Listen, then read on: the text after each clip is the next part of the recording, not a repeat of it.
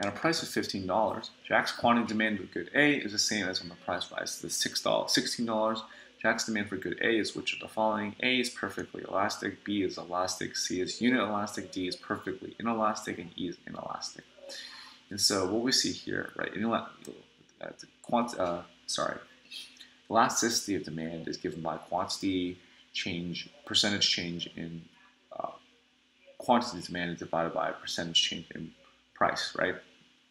So if percentage change in quantity demand is 0, and the percentage change in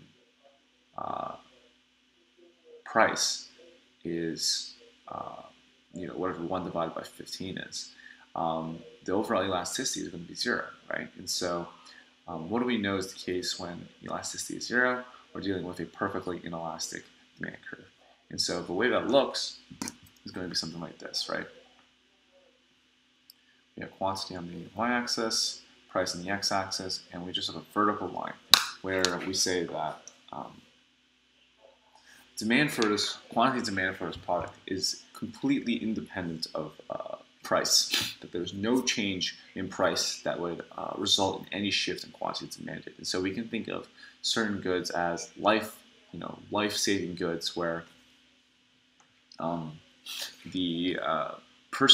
people are not going to be really swayed by changes of prices in terms of their demand, that they want this good no matter how much it's going to cost. And so that's going to be the right answer here. Answer choice D, perfectly inelastic. And so let's take a look at the previous year's answer. And the previous year says D as well, and they said the correct answer is D. If the demand for a good is perfectly inelastic, it means that the quantity demanded does not change as prices change. As Jack's demand for a good A is the same regardless of whether the price is 15 or 16, his demand for a good if A is perfectly inelastic. And that's a good way to approach it.